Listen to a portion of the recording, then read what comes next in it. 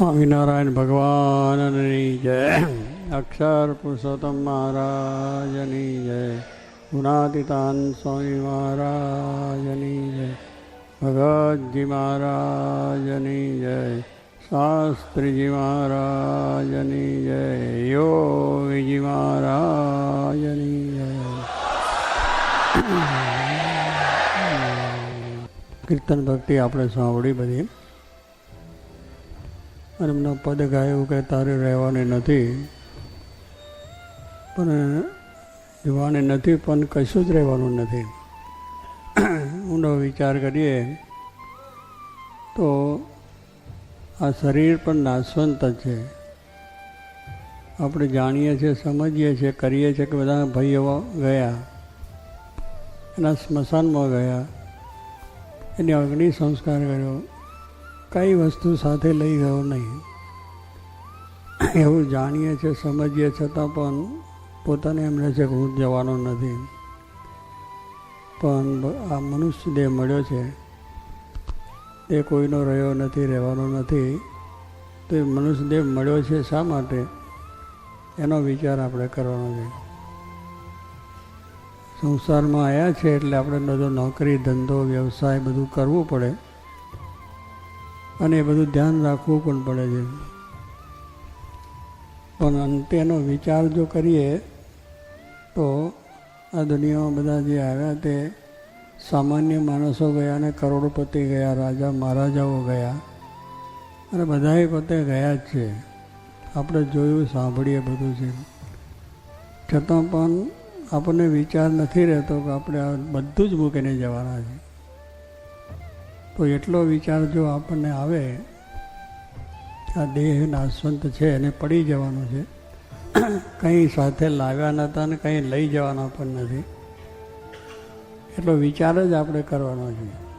બધું કંઈ મૂકી નથી દેવાનું, રાખવાનું છે, કરવાનું છે, બીજું છે, ત્રીજું. પણ એના અંદરની જે આસક્તિઓ છે, એ આસક્તિ આપણે જે ટળે તો પછી આપણા જીવને શાંતિ ને સુખ થાય, અને ભગવાન રાજી થાય. કારણ કે અજ્ઞાન છે આપણને, અજ્ઞાનને લઈને આપણને મોહ મમતા રહે છે. અજ્ઞાન એટલે શું? આ દેહ હું છું. જોઈએ છે કે બધાના દેહ ગયા છે, આપણો પણ દેહ જવાનો છે, પણ એની આસક્તિને લઈને સાચું ખોટું, પ્રપંચ, મારું તારું, છળ, એકબીજાના જે અત્યારે આ બધું થાય છે દુનિયામાં જ્ઞાન, કે આ બધું મારું છે, આવું હું કરું છું, મારાથી આ બધું થાય છે, આવા વિચારો આપણને રહે છે. પણ આપણે ભગવાન શ્રીજી મહારાજે કહ્યું કે આપણાથી સૂકું પાંદડું પણ હલી શકે એમ નથી. સૂકું પાંદડીને જો હલાવવું હોય તો આપણે હલાવી શકતા નથી,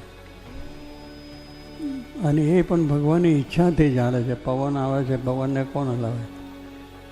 એ પણ ભગવાનની શક્તિ છે, તો એ પાંદડું હાલી શકે છે. આપણે પણ કોઈ પણ કાર્ય કરવું હોય તો આપણે નથી કરી શકતા. અંદર રહેલો જે આત્માની પ્રેરણાથી થઈ શકે છે, ભગવાનની પ્રેરણાથી થઈ શકે છે.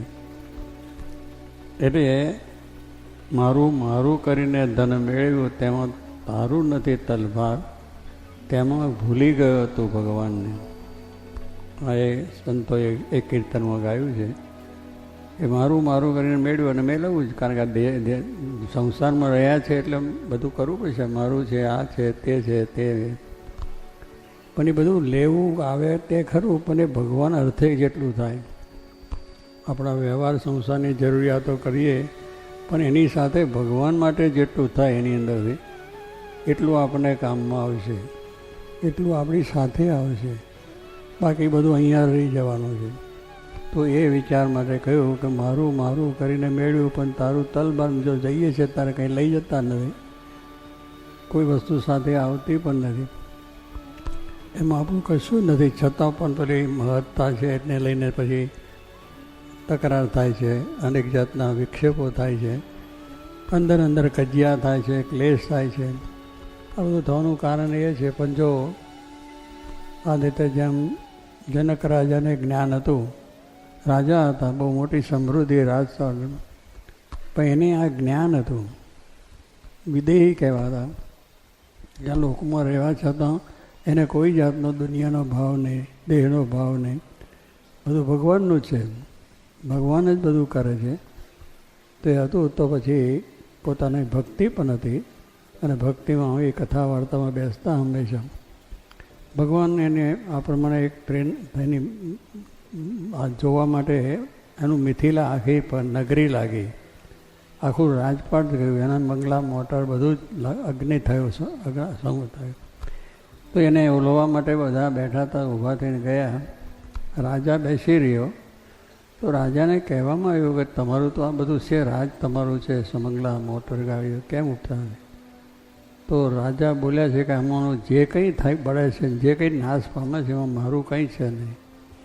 કારણ હું આવ્યો તારે લઈને આવ્યો નથી, લઈ જવા નથી, મારું નથી, ભગવાનનું છે. ભગવાન અર્થે જેટલું વપરાયું એટલું સારું, બાકી એ બધું અહીં નહીં રહેવાનું છે અનેક રીતે.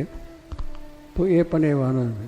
એટલે કહેવાનું છે કે મારું મારું છે થાય છે એટલે અજ્ઞાન છે, એને લઈને આ હું મોટો છું, હું મોટો આગેવાન છું, કે હું મોટો પૈસાદાર છું, કે હું આ જગતની અંદર જાણું છું, બધું જ છે, જાણવાનું કરવાનું બધું છે જ.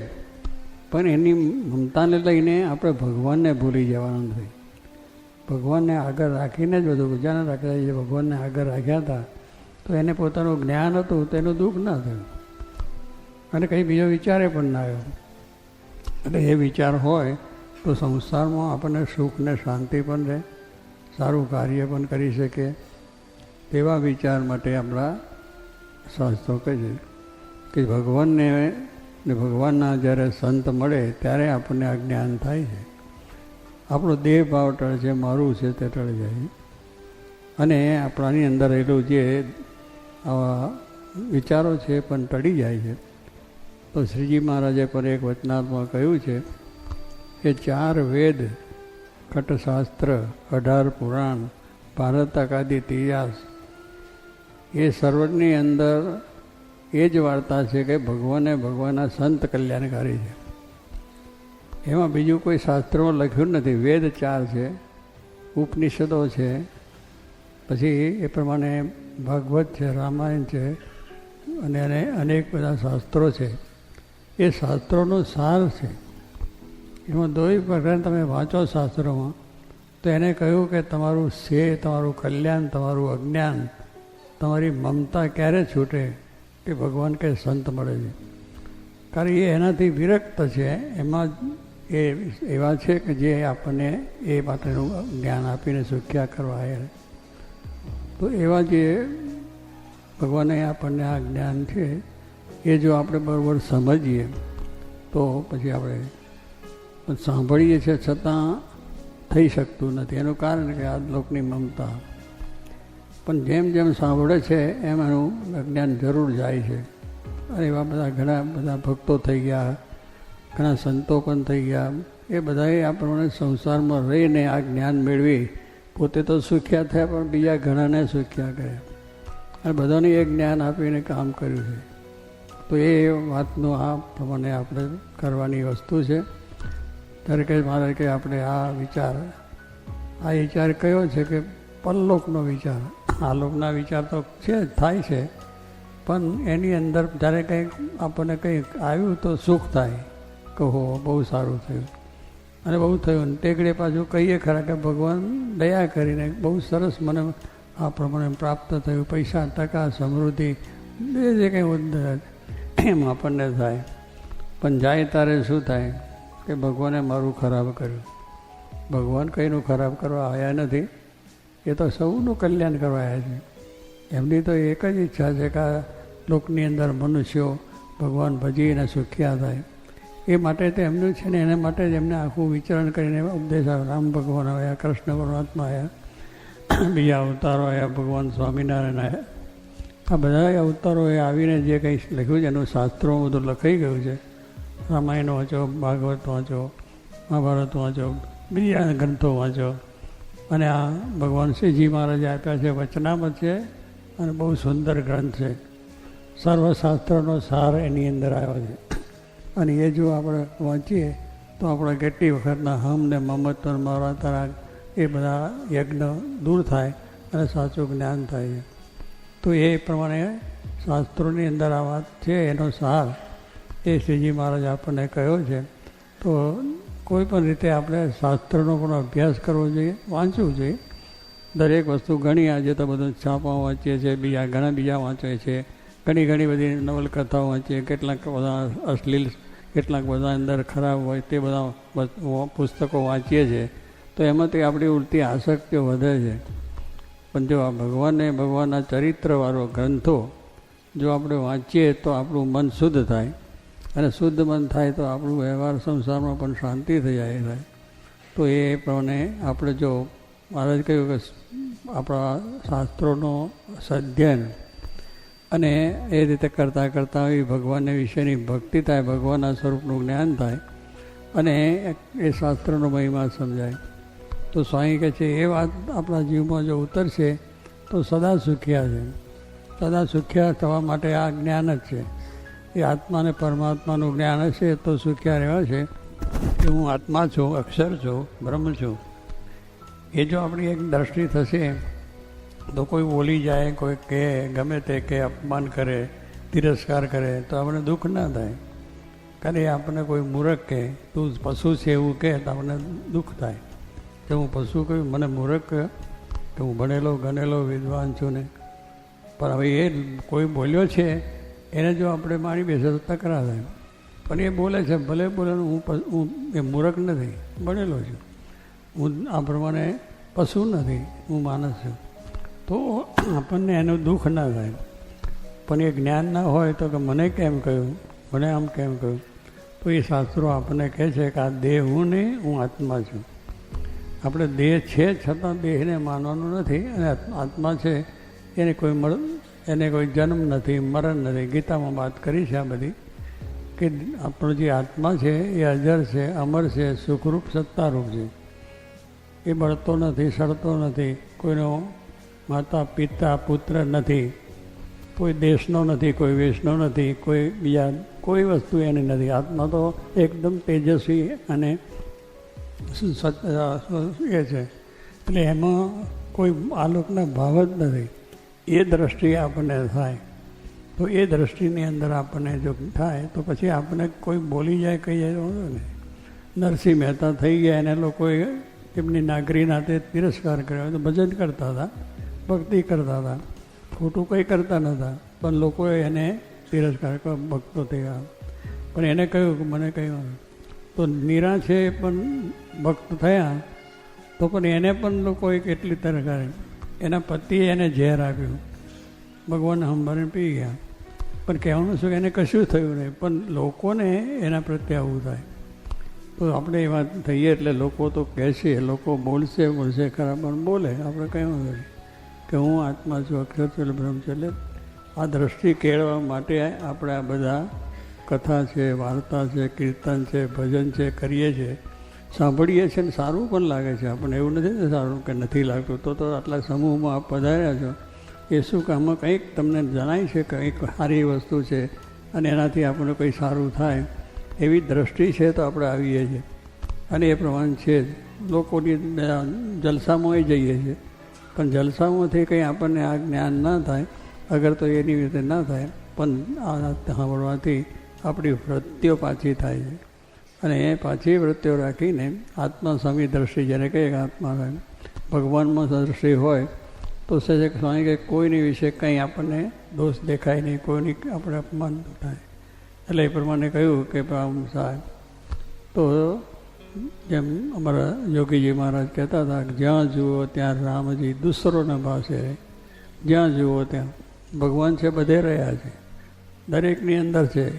મનુષ્યોની અંદર તો છે, પણ પશુ છે, પંખી છે, ઝાડ છે, પાન છે, પર્વત છે, ગુફાઓ છે, ઝરણા છે, આવી જે બધી રચના દેખાય છે એ ભગવાનની રચના છે.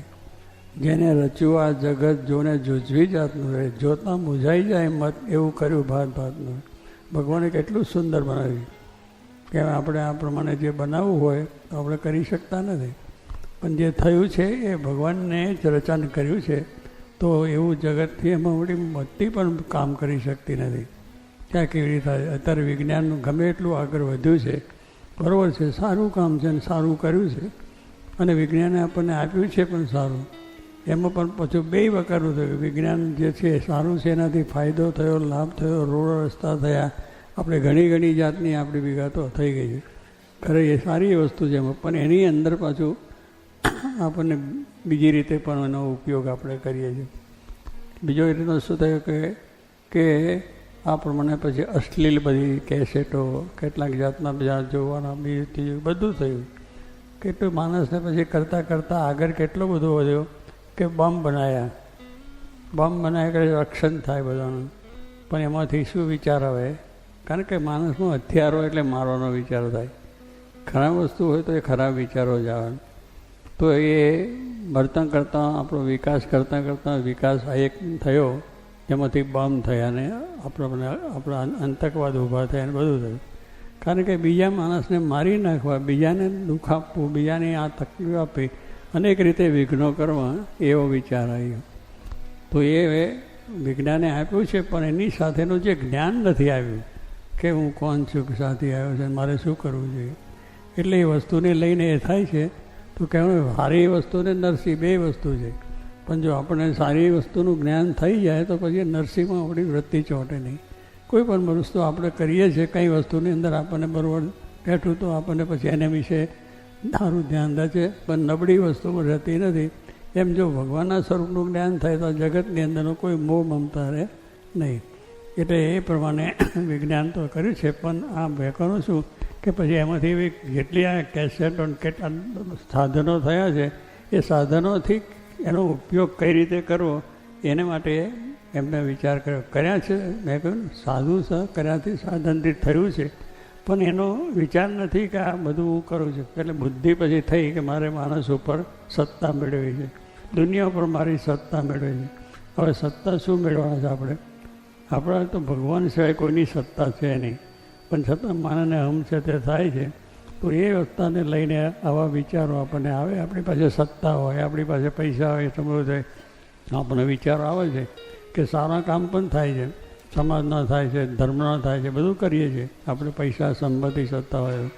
પણ પછી જો એ બધું આપણને આ જ્ઞાન કે સમજણ ના હોય તો એની એ સત્તાથી લોકોને હેરાન પરેશાન કરીએ, દુઃખી કરીએ, નુકસાન કરીએ, કેટલી જાતના અધર્મ દુરાચાર થાય, બે વસ્તુ થઈ જાય. એટલે એ છે. પણ જે શાસ્ત્રોએ આપણને વિજ્ઞાન આપ્યું છે કે શાસ્ત્રનું વિજ્ઞાન શું છે કે ભગવાન જેવી એક શક્તિ છે અને ભગવાન આપણને આવીને આપણા જીવનું કલ્યાણ કરે છે. એટલે શાસ્ત્રોની અંદર કહ્યું ભગવાનના સંત છે, એ થકી જ આપણું કલ્યાણ છે, આપણો મોક્ષ છે, આપણી શાંતિ છે. એટલે એનો આપણે જેટલો સમાગમ કરશું તો આપણું કામ થશે. એટલે સંતના જીવનમાં શું છે? પરોપકાર છે, બીજાનું સારું થાય, ભલું થાય, રૂડું થાય એવું છે. તો એને તો સંત કયા છે. પણ પોતે બીજાને દુઃખ આપતા હોય તો એ સંત નથી, એક માણસ નથી. તો પછી એ પ્રમાણે છે. પણ સંત એવા પરમારથી હોય કે જેથી કરીને બધાનું સારું થાય. ભગવાન સર્વનું કલ્યાણ કરો. જોગી મહારાજ બોલતા હતા કે ભગવાન સર્વનું કલ્યાણ કરો, એમાં કંઈ ભેદ નહોતો. આ મારો છે ને આ પેલાનો છે, આ ધર્મનો છે, ફલાણા ધર્મનો છે, કોઈ પણ દેશ ન હોય તો બધાનું કલ્યાણ. એ આફ્રિકા ગયા તો આફ્રિકા નેટિવને પણ આશીર્વાદ આપ્યા હતા. બીજે જ્યાં ગયા ત્યાં બધાને આશીર્વાદ, બધા દેશનું કલ્યાણ થાય, બધા મનુષ્યનું કલ્યાણ થાય. એમ નથી કે હું ભારતનો છું ને ભારતનું થાય, મારા ભારતીય જે સત્સંગી થાય એનું કલ્યાણ થાય ને. ભગવાનને મને એવું મારું તારું કોઈ છે, બધા જ પોતાના છે અને પોતાના માનીને એ કાર્ય કરે છે. એટલા માટે આપણા જીવનમાં એક જ્ઞાન સમજણ આવી ઢળતી થાય. એટલે મારા આપણે આ જ્ઞાને કરીને આપણે સુખ્યા થવાય છે. તો આપણે અહીંયા આગળ આપણા શાસ્ત્રોનું મહત્તા સમજીએ, એમાં કહેલી વાત સમજીએ. જેવા મહાન સંતો ભક્તો થઈ ગયા છે એની હંમેશા આપણે સ્મૃતિ કરી, એમના વચનોમાં વિશ્વાસ રાખી અને આપણું જીવન શુદ્ધ અને પવિત્ર બનાવીએ. એવી બળ, શક્તિ, બુદ્ધિ ભગવાન સર્વને આપે, એ જ પ્રાર્થના.